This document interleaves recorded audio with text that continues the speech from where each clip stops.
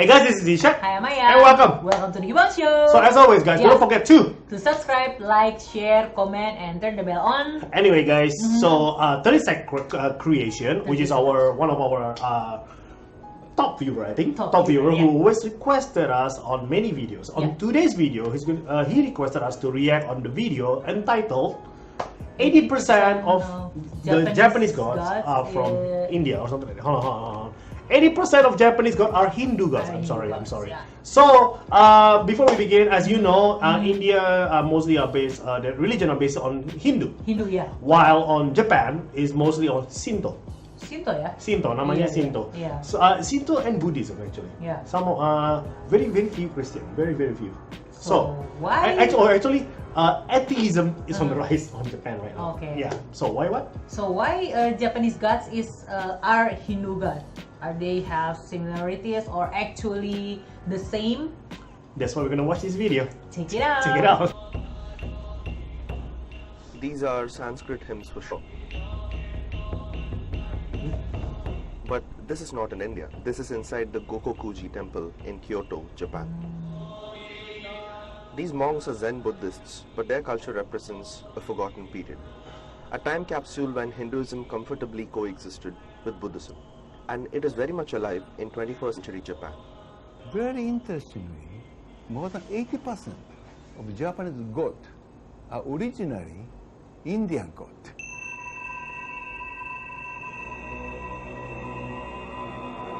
Ini kok nge-lag ya?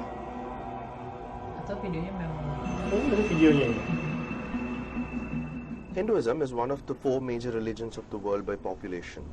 And in Japan, there are about 4,000 registered Hindu followers. These are mostly immigrants who first started integrating into Japanese society from the late 19th century.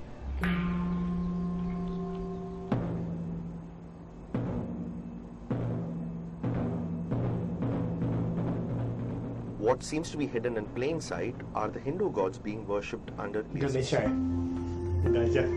Take for example the Shichi Fukujin, or the 7 gods of fortune believed to bring good luck. 3 of them come from Hindu mythology. This one, holding the stringed instrument called Benzaitan Sama, is actually Saraswati, the Hindu goddess of knowledge. Always surrounded by water in Japanese culture, she is the patron of the arts. This fierce warrior-like person is Bishamonten, derived from the Sanskrit Vaisravana, which refers to Kubera, the god of wealth. In Japan though, he brings good fortune during war and battle. And this is Daikokutan, a sort of mix between Shiva and a Shinto deity who brings prosperity in commerce. That's not all. Varuna, Yama, Garuda and Lakshmi are found scattered across many Buddhist temples, just under different names and personalities.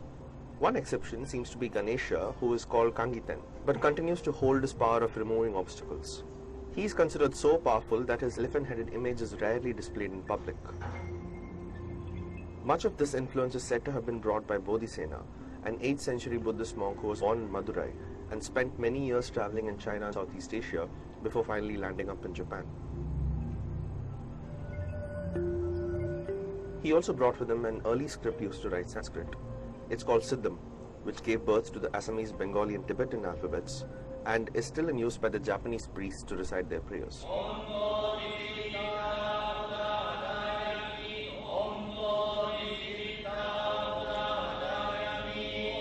Another important source of religious interpretation for them was the Gold Sutra, originally written in Sanskrit and subsequently translated into Chinese and Japanese.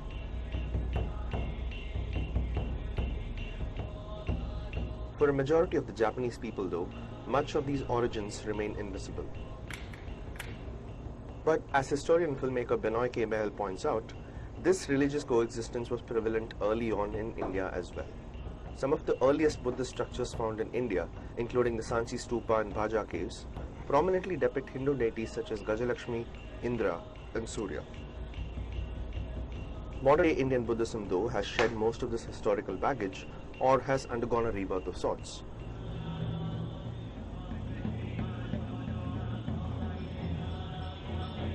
Across the seas in the east, a shred of its past continues to exist.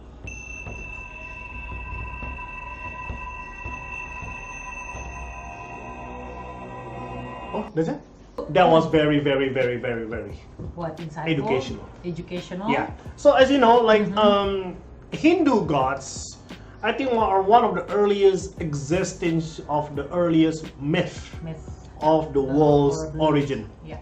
So as you know, a lot of the actually blatantly terang-terangan, a lot of the like the gods here is like adapted from the Hindu culture. Yeah, Hindu culture. And Japan actually, I believe, because they have Buddhism. As you know, Buddhists come from India. Buddhism come from India. Oh, okay. Siddhartha Gautama. Oh yeah. Right, Siddhartha Gautama come from. He's a prince who's from India, and he's the one that kind of like start the whole Buddhist thing. And as you know, Buddhist is very prominent in both China, Japan, and Taiwan. Japan, yeah. So this is very interesting, especially when they when I learn about the adaptation of how it's very similar and yet it's not similar because of different personalities and you know, like for example tadi kan ada a different statue called with a different name and different personality, yes. But it's more or less the same actually. The same, yeah. That was very I because I like to watch this kind of videos to learn. Actually, I wish the video was longer to really explain on why and how. It's more like that's just more like the tip of the iceberg, the one the one that's been shown. So that was very interesting. Anyway, maybe you guys has another recommendation of this kind of particular video, particular information. Just let us know. Actually, in Discovery Channel or History Channel, I forgot, they kind of showed like the origin of like the Greek gods, and I think they have that kind of stuff. I think on the Discovery. Interesting. Yes. Of course, we're not gonna have the time today. Before we close, do you have anything else to say? And that's all. Thank you for the 30-sec creation for recommending this video, and see you in another video. Bye bye. Yo, let's go.